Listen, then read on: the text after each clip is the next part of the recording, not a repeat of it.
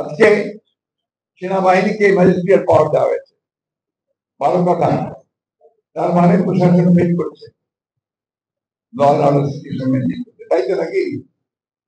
তাহলে ম্যাজিস্ট্রেসি পাওয়ার দেওয়া হয়েছে মানে অন্যান্য কাজ করবে। ম্যাজিস্ট্রেসি পাওয়ার আমি মনে করি যে সেই সমস্ত এলাকাতে যাওয়া দরকার যে সমস্ত এলাকাতে নিয়ন্ত্রণের বাইরে চলে গেছে,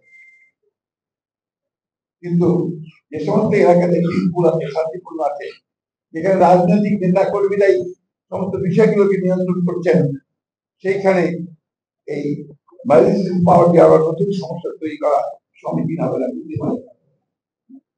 আমি তাই অন্তর্বর্তীকালীন সরকারকে অনুরোধ করবো তারা বিষয়টি পুনর্বিবেচনা করবেন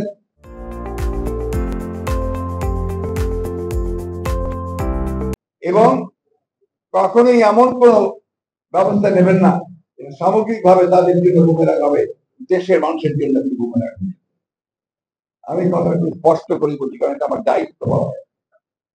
বন্ধুগণ, আমরা 17 বছর ধরে আমরা ত্যাগ স্বীকার করেছি, মার খাচ্ছি, জেলে যাচ্ছি, জুলুম করছি। ফ্যাসিবাদী হাসিনা সরকারকে সরিয়ে জনগণের সরকার প্রতিষ্ঠার জন্য আমরা সবাই অত্যন্ত আশাবাদী হয়ে উঠেছি যে নতুন নতুন অন্তর্বর্তীকালীন সরকার তারা জঞ্জালকে দূর করে তারা দেশে এমন একটা পরিবেশ সৃষ্টি করবেন যে পরিবেশে শুদ্ধ পায় সকলের অংশগ্রহণের মধ্যে দিয়ে একটা গ্রহণযোগ্য নির্বাচন, সেই নির্বাচনের মধ্যে দিয়ে জনগণের একটা পার্লামেন্ট তৈরি হবে।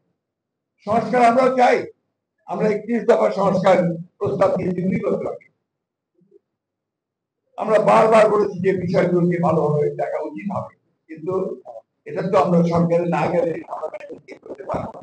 তাই আজকে আমি অনুরোধ করবো আপনাদের মাধ্যমে সরকারকে আহ্বান জানাতে চাই, সব দিক চিন্তা ভাবনা সামনে যেন সত্যিকার অর্থেই একটা গণতান্ত্রিক রাষ্ট্র আমরা দেখতে পাই, গণতান্ত্রিক ভাবে নির্বাচিত সরকার দেখতে পাই, পার্লামেন্ট দেখতে পাই, মানুষের প্রতি অন্যায় অত্যাচার না হয়, আমার শিশুদের উপরে গুলি করে যেন তাদেরকে হত্যা করা না হয় শুধুমাত্র ক্ষমতায় থাকার জন্য।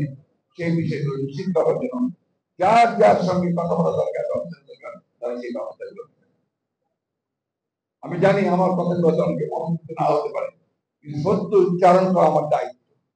সেইভাবে আজকে আমি উচ্চারণ করছি, বলছি যে আপনারা সেই কাজগুলো করেন যে কাজগুলো একটা সত্যিকার একটা সুন্দর ভবিষ্যৎ, একটা সংঘাতহীন ভবিষ্যৎ, সন্ত্রাসমুক্ত ভবিষ্যৎ এবং মানুষের অধিকারযুক্ত ভবিষ্যৎ আমাদের